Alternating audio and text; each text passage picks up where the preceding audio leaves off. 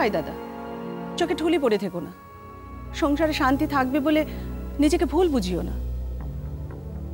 সহ্য করতে করতে একটা শান্তশিষ্ট মানুষও না প্রতিবাদী হয়ে ওঠে। দেয়ালে পিঠ থেকে গেলে একটা সামান্য পিঁপড়েও তো ঘুরে দাঁড়ায়। আর তুমি কি ভেবেছো বলো তো, পূজানের এই স্বেচ্ছাচার হিয়া সারা জীবন মেনে নেবে? চাপতে চাপতে যেদিন ইমোশনালি আউটবাস্ট হবে, দেখবো তোমার সংসারের শান্তি কোথায় থাকে। আমার কথাটা ভেবে দেখো, এখনো সময় আছে।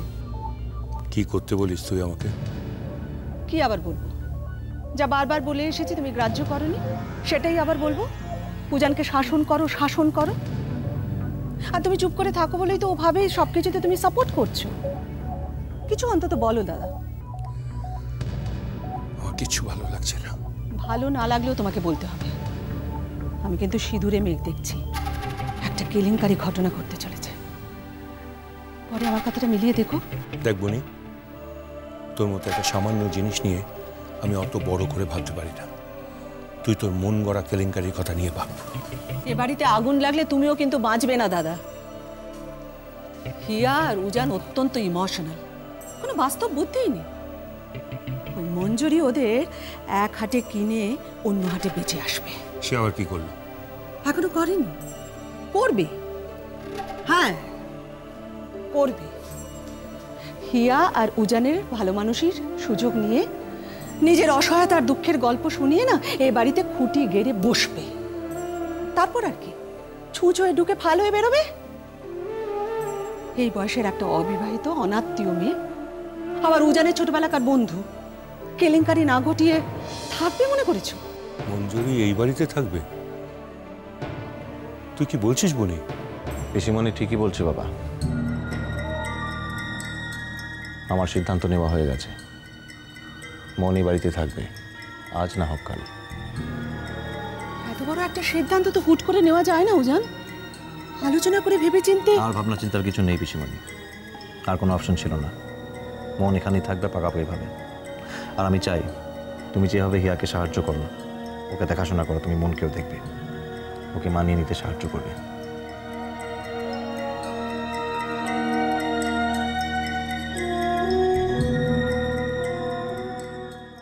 সারা জীবন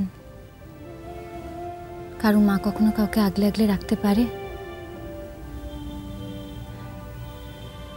একদিন না একদিন সবাইকে একলা চলতে শিখতে হয় মঞ্জুরি, সবাইকে।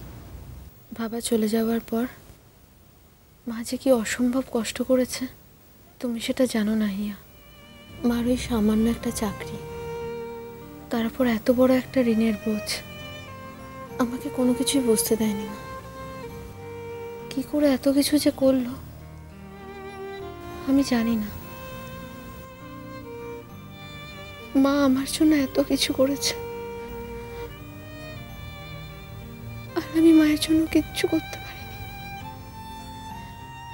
কিচ্ছু করতে পারিনি। মা যদি এখনো বেঁচে থাকতেন তাহলে আরো কত কষ্ট পেতেন সেটা একবার ভেবে দেখেছ? মঞ্জুরি তো খুবই অসুস্থ ছিলেন, স্বার্থপরের মতো শুধু শুধু আমরা ওনাকে নিয়ে টানাটানি করেছি। মা যদি থাকতো তবুও তো এত বড় পৃথিবীতে আমার নিজের বলে কেউ থাকতো। অনাথ হওয়া যে কতটা কষ্টের তুমি বুঝবে না হিয়া, তুমি কোনোদিনই বুঝবে না।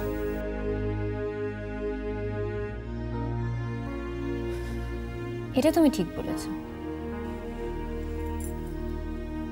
মা বাবা মারা গেলে কিরকম লাগে সেটা আমি কোনোদিনই ঠিক বুঝতে পারবো না।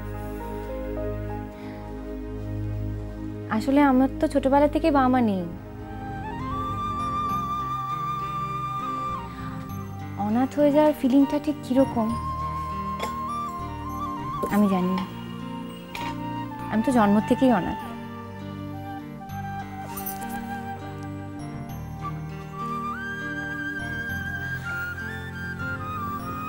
I'm sorry Hiya. Don't be. বিশ্বাস করো আমি একদম জানতাম না। আরে দূর, আমার তো সত্যি নিজেকে কখনো একা মনেই হয় না, আমার তো অনেকে আছে।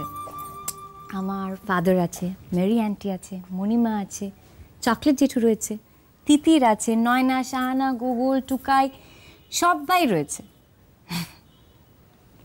তুমিও আছো। এবার বলো আমি একা কোথায়?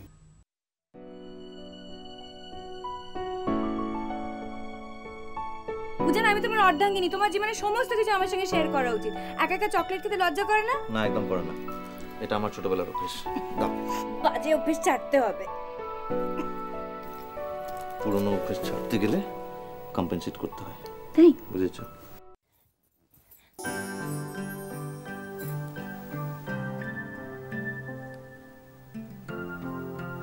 হিয়া,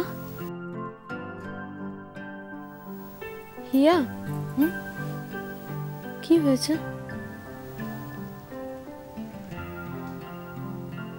কিছু না। স্বপ্ন দেখছিলে? হবে হয়তো, তাই হবে।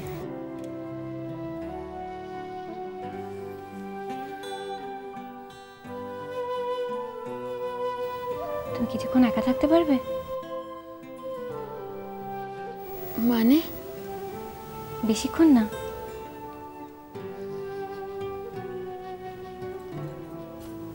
আসলে সকালবেলা ব্রেকফাস্ট তৈরি করতে হয় তো, তারপর রান্না। পিসিমণি ঠিক পুরোটা সামলে উঠতে পারেন না, আর আজকাল বাবা তো আমার হাতে চা ছাড়া খেতেই চান না। বুঝতে পেরেছি, তুমি বাড়ি যেতে চাইছো। পারবে থাকতে একা কিছুক্ষণ? তুমি যাও, আমার কোনো অসুবিধা হবে না। হিয়া, গুন্ডাটাকে মিস করছো না?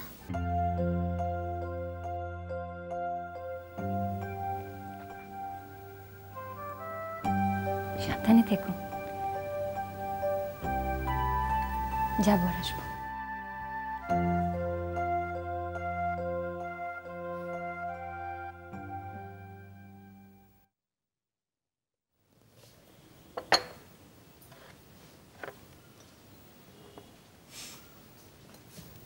ঠিক ধরেছি, সাত সকালে ঘুম থেকে উঠে পড়েছেন তো? ওরা বুঝি এখনো ঘুম থেকে ওঠেনি, সেটাও আমি মনে মনে ভেবেছিলাম। আচ্ছা, সকাল সকাল ঘুম থেকে উঠে পিসমণি আপনি কেন এগুলো করছেন বলুন তো? আমি তো এসে এগুলো করতাম। আপনার নিশ্চয়ই পুজো করা হয়নি। আপনি যান, আমি এদিকটা সামলে নিচ্ছি। সে কি সব ছোটখাটো ব্যাপারে তুমি কেন? তোমার কত গুরুত্বপূর্ণ দায়িত্ব আছে, সেসব কে করবে?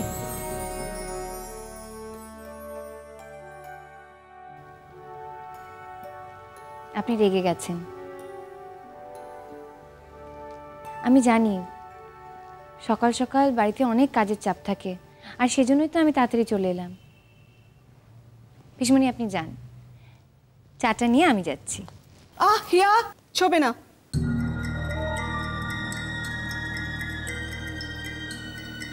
আর কত অনাচার ঘটাবে?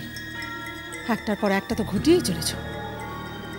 এই বয়সে আমি কি আমার জাত ধর্ম বিসর্জন দেব? কেন, কি হয়েছে? ও, তুমি তো আবার কিছুই বোঝো না, কিছুই জানো না। অসহ্যে বাড়িতে রাত কাটিয়ে স্নান না করে, জামা কাপড় না ছেড়ে রান্না করে ঢুকতে নেই, কারোকে ছুতেও নেই, কোথাও বসতেও নেই। এসব তো আর তোমায় কেউ শিখিয়ে দেয়নি। সরি। খুব বড় বড় কথা বলে রাতে বেরিয়ে গিয়েছিলে না? উজানের জন্য তুমি নাকি সমস্ত নিয়ম কানুন ভাঙবে। নিয়ম কানুনে তুমি কি জানো বলো তো, যে ভাঙবে?